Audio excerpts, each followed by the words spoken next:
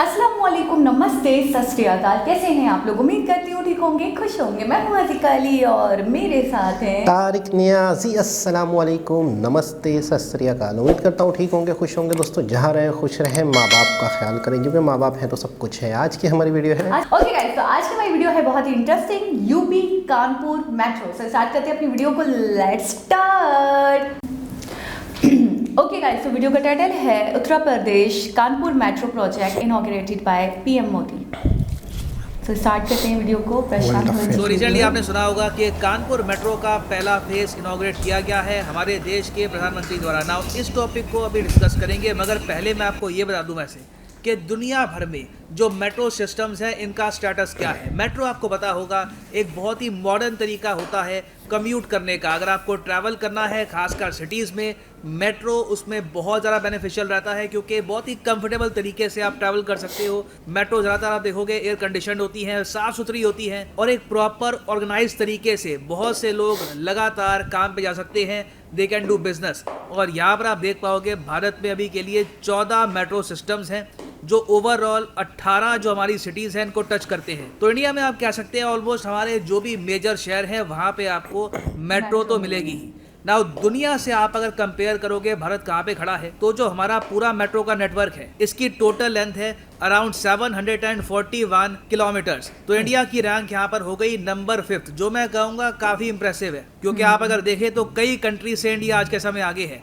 India में Russia से ज़्यादा लंबी मेट्रो आपको मिलेगी। हमारे यहाँ ज़रा सिस्टम्स कवर्ड हैं, ज़्यादा शहर कवर्ड है, और ऑल टुगेदर जो टोटल मेट्रो लेंथ है इंडिया की मेट्रोज़ की, ये भी बहुत ज़्यादा है compare to Russia, Spain, Germany, United Kingdom, France.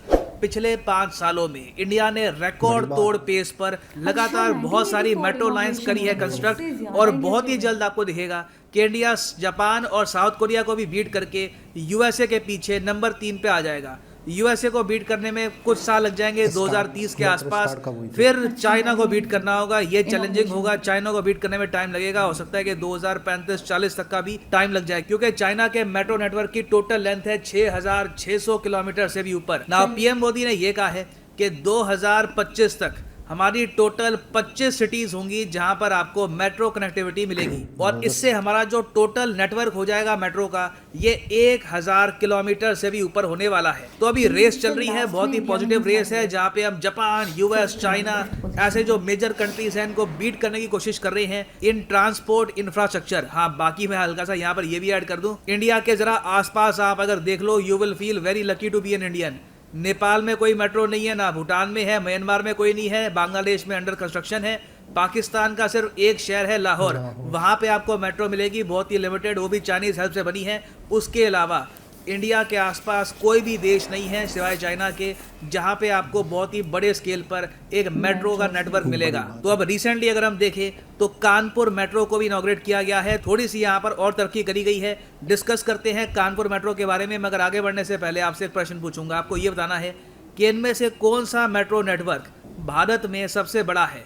Mumbai metro, Delhi metro, Hyderabad metro या फिर कोची मेट्रो? कमेंट सेक्शन में करो आंसर। सही आंसर मैं आपको दूंगा वीडियो के अंत में। ना सबसे पहली बात, तो कानपुर मैप पे है कहाँ पर, ये मैं आपको दिखा देता हूँ। तो यहाँ पर आप देख पाओगे ये है एशिया का मैप, और ये है हमारा प्यारा भारत। और कानपुर आपको मिलेगा उत्तर प्रदेश के बीचों बीच, लखनऊ के साउथ में। आप अगर देखोगे तो गंगा जी के किनारे, यहाँ पे गंगा नदी यहाँ पे बह रही है, और यहाँ पे आपको मिलेगा कानपुर। एंड आई थिंक आबादी है यहाँ पे रफली 29-30 लाख के आसपास। हाँ, 30 लाख के आसपास आबादी है शहर की, और एक बहुत ही इंपॉर्टेंट शहर है, बहुत सी इंडस्ट्रीज यहाँ पे आपको मिलेगी। और सिर्फ कानपुर में अभी जो टोटल मेट्रो प्रोजेक्ट बनाया जाएगा, इसका भी फेज़ 1 इनॉग्रेट हुआ है। जो टोटल मेट्रो यहाँ पर बनेगी, इसकी लेंथ होने वाली है 32 किलोमीटर। टोटल कॉस्ट आएगी इसकी 11,000 करोड़ रुपए। तो आप सोच कर देखो, बाकी जो 700 किलोमीटर से भी ऊपर की हम बनाकर बैठ गए इंडिया में मेट्रो, कितनी कॉस्ट आई होगी। तो मेट्रो का यही सिस्टम है। देखिए, महंगा बहुत रहता है इसको बनाना, क्योंकि आपको चाहिए होता है state of the art infrastructure. Metro में आप ये नहीं कह सकते कि बहुत ही सब स्टैंडर्ड टाइप का सिस्टम आप बनाओगे। मेट्रो आपको दुनिया में कहीं भी मिलेगी ना, चाहे कोई अफ्रीका का भी देश हो, गारंटीड मैं कह सकता हूं कि बहुत ही क्लीन एनवायरनमेंट होगा वहां पर। एक सडन आपके लिए दुनिया भर में एक स्टैंडर्ड मेंटेन करके रखा हुआ है मेट्रो का। खैर एनीवे, सरकार ने एक वीडियो भी रिलीज करी है कानपुर मेट्रो से रिलेटेड। ये वीडियो मैं चाहता हूं आप देख लें। कानपुर में मेट्रो रेल शुरू होने से शहरी परिवहन न सिर्फ सुगम और सुरक्षित होगा, बल्कि शहर के प्रदूषण के स्तर में भी कमी आएगी। कानपुर वासियों की जीवन शैली में बदलाव होगा, रोजगार के अवसर बढ़ेंगे, व्यावसायिक गतिविधियों में तेजी आएगी, महिलाओं, बच्चों और दिव्यांगजन को यातायात का सुरक्षित साधन प्राप्त होगा। 2024 तक दोनों कॉरिडोर्स के निर्माण के बाद लगभग 9.4 लाख कानपुर वासियों के मेट्रो के सफर का आनंद लेने का अनुमान है। सबसे ज्यादा परियोजनाओं के साथ उत्तर प्रदेश मेट्रो के मामले में सबसे अग्रणी राज्यों में शामिल होकर मेट्रो प्रदेश बनने की ओर अग्रसर है। तो जैसे आपने देखा, बहुत से फायदे होते हैं मेट्रो के। विमेन के लिए भी एक बहुत ही सेफ ट्रांसपोर्ट का तरीका माना गया मेट्रो का, क्योंकि दिल्ली में तो एटलीस्ट जहाँ पे मैं रहता हूँ, हमारे यहाँ अलग से सेक्शन होते हैं जहाँ पर सिर्फ विमेन पैसेंजर ही ट्रैवल करती हैं। और वैसे भी आप अगर देखें तो अंदर कैमराज लगे होते हैं, सीसीटीवी कैमराज होते हैं, तो बहुत सेफ तरीका है ट्रैवल करने का फॉर वुमेन एज वेल। और अभी तो अगर हम देखें तो सिर्फ 9 किलोमीटर का जो सेक्शन है ये इनॉग्रेट हुआ है। अभी इन द फ्यूचर 23 किलोमीटर के सेक्शंस और भी इनॉग्रेट होंगे। और सिंस कानपुर मेट्रो इतनी जल्दी बन गई है, इसका जो क्रेडिट है उसको लेकर भी आज के समय काफी पॉलिटिक्स चल रही है। जो समाजवादी पार्टी है वो आज के समय ये कह रही है उत्तर प्रदेश में कि इस मेट्रो प्रोजेक्ट की जो फाउंडेशन रखी थी वो समाजवादी पार्टी ने रखी थी। बीजेपी यहाँ पर ये कह रही है कि इस प्रोजेक्ट को स्टार्ट किया गया था नवंबर 15, 2019 में, और 2 साल के अंदर अंदर ये पूरा प्रोजेक्ट कंप्लीट हो चुका है। तो अगेन यूपी में इलेक्शन आपको बताया कि आने वाले हैं, तो इसलिए क्रेडिट को लेकर भी काफ़ी यहाँ पर इशूज़ हैं।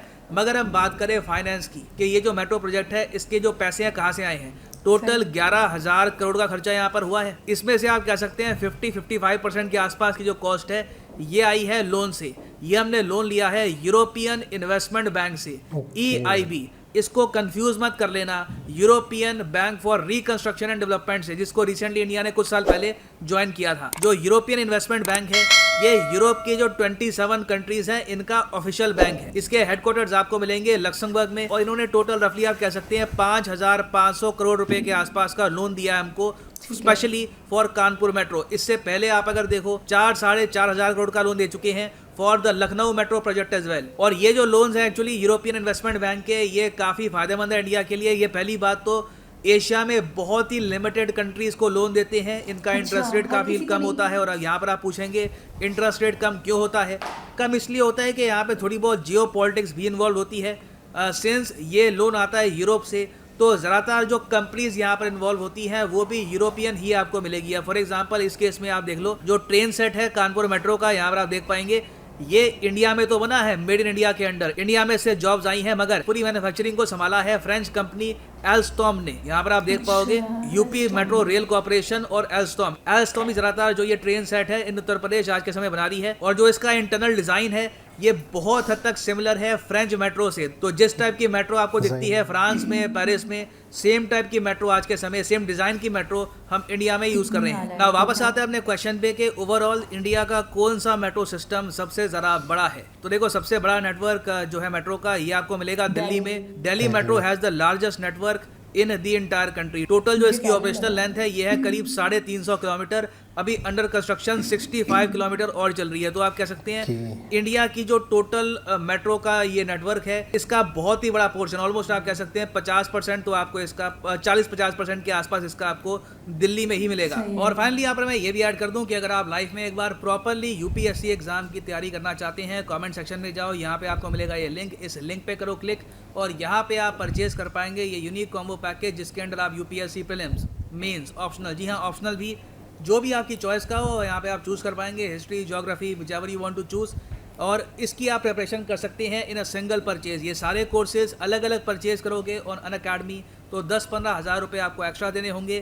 तो कॉम्बो में हमेशा आपकी सेविंग होती है, that is why I recommend the combo package. और अगर आपके पास अभी टाइम है, 2-3 साल का आप आराम से तैयारी करना चाहते हैं, तो जो 36 महीने का कोर्स है ये भी आप कर सकते हैं परचेज। मगर जो प्राइसेस यहाँ पर लिखे हैं पे करने की आवश्यकता नहीं है, सीधा यहाँ पर कोड यूज करो PD10 and the prices will start falling. So use the code PD10 and save your hard earned money. तो इसी नोट के साथ ये है वीडियो का अंत। Thank you for listening and as always God bless you all.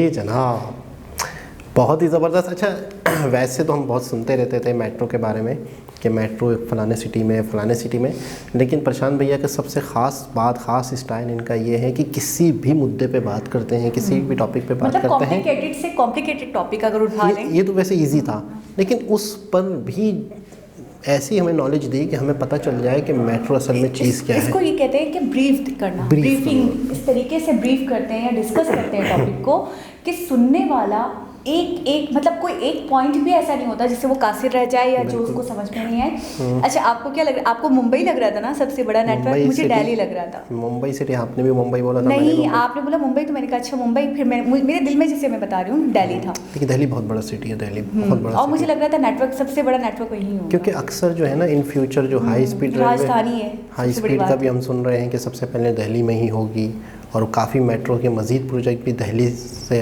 जो project हैं उनके DPR वगैरह कंप्लीट हुआ है, वो सारे भी अक्सर दिल्ली से ही जोड़ रहे थे, अक्सर वाराणसी, दिल्ली। और अच्छा, इस वीडियो में कम से कम ये पता चला कि असल में मेट्रो है क्या और मेट्रो के फ़ायदे क्या हैं।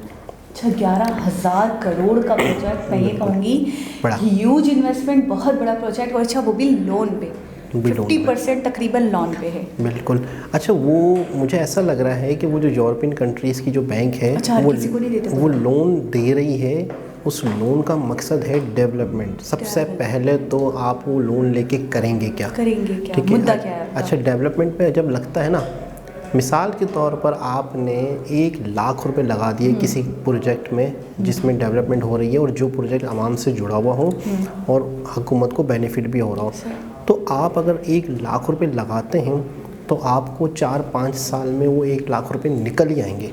कैसे? क्योंकि जब लोग सफ़र करेंगे तो रेंट देंगे ना। आपको नितिन गडकरी जी का फार्मूला याद है ना? हाँ, कि वो कहते हैं कि टूल के, वो कहते हैं ना कि जब मैं रोड बनाए जा रहा हूँ तो मुझे टूल से इतना मिलता है कि मुझे फ़र्क नहीं पड़ता, पैसों की कोई तंगी नहीं है, इन्वेस्टमेंट का कोई मसला नहीं है, इन्वेस्टमेंट तो मैं खड़ी कर लेता हूँ। सबसे बड़ी बात ये है, और यही सबसे ज़्यादा प्रॉब्लम वाली बात होती है। हर किसी का रोना यही होता है कि हमारे पास इन्वेस्टमेंट ही नहीं है, हम कहाँ से दें पैसे, कहाँ से। अच्छा, देखा जाए अगर 1984 में, जैसे आप कह रहे हैं इनॉग्रेशन हुआ था पहला, तो 1984 में अगर स्टार्ट किया इंडिया ने, जिसमें 84 था ना, हम फॉर सपोज 1990 पकड़ लेते, ठीक है, यानी कि 6 ईयर्स वहाँ के पकड़ लेते और यहाँ पे तकरीबन 20 साल, 30 साल, ठीक है, तकरीबन 30 या 35 साल में इंडिया आज यहाँ खड़ा है कि दुनिया का पांचवा बड़ा नेटवर्क, मेट्रो नेटवर्क बन चुका है, ठीक है। अच्छा, मैंने जितने भी कंट्रीज देखे, मेरा पॉइंट वही था, अभी तक मैं वहीं अटकी हुई हूँ कि वो सारे जो ऊपर कंट्रीज थे उन सब ने इंडिया से बहुत पहले स्टार्ट किया है। 1927 में किसी ने करा है, किसी ने 35 में किया है। अच्छा, इंडिया ने यानी कि 1947 के बाद भी अच्छा खासा गैप करा, उसके बाद मेट्रो स्टार्ट करी, यानी कि 47 से भी 84 में काफ़ी डिफरेंस है। यानी कि इंडिया ने इस मामले में तेज़ी से तरक्की की है। मैं ये देख रही हूँ, मतलब अगर किसी कंट्री ने फॉर सपोज 10 साल लगाए हैं तो वहाँ तक, उस पॉइंट तक पहुँचने में इंडिया ने 5 साल लगाए, बिल्कुल यानी आधा टाइम लिया है और तरक्की डबल की है। ऐसा ही है। अच्छा, मैंने बहुत पहले एक वीडियो देखी थी जिसमें हमारे यहाँ पाकिस्तान में एक मेट्रो है लाहौर में, तो मैंने काफ़ी पहले एक वीडियो देखी थी जिसमें मैंने ये सुना था कि ये एक मेट्रो भी टोटली हमारे ऊपर एक बहुत बड़ा कर्ज का बोझ है। मैंने ये बाकायदा पूरी डिटेल से एक वीडियो देखी थी कि ये एक मेट्रो, अगर आप इस पर सफ़र करते हैं, पंजाब के लोग, लाहौर वाले, कराची में तो ये भी मैसर नहीं है। तो मेट्रो के हवाले से ये जिक्र हुआ था कि ये मेट्रो, तो आप बेशक एक मेट्रो देख के बड़ा खुश हैं और अपनी पुरानी गवर्नमेंट ने बनाई थी, नवाज शरीफ की गवर्नमेंट में बनी थी, तो वो कह रहे थे कि ये मेट्रो आपके लिए तो मेट्रो है लेकिन आपके मुल्क के ऊपर एक बहुत बड़ा बोझ है ये चाइना की तरफ से। अच्छा, मैं एक बात बोलूँ, हम लोग इतने तरसे भिनके हैं कि अब हम इंडिया से जुड़े हैं तो हम इंडिया की तरक्की को देख पा रहे हैं, चीज़ों को समझ पा रहे हैं कि इंडिया तो इतना आगे इन चीज़ों में कि मेट्रो नेटवर्क तो मेरे हिसाब से कॉमन सी बात है, जबकि कितने क्लास का होता है, एक लेवल है, एक स्टेटस है मेट्रो का, CCTV होते हैं, अच्छा एनवायरनमेंट होता है उसको, और ये कह रहे हैं कि चाहे वो इंडिया की मेट्रो हो, चाहे वो फ्रांस की हो, चाहे वो कहीं की भी मेट्रो हो, तो उनका जो एक लेवल, एक मयार है ना, वो सेम रखा गया है, ठीक है।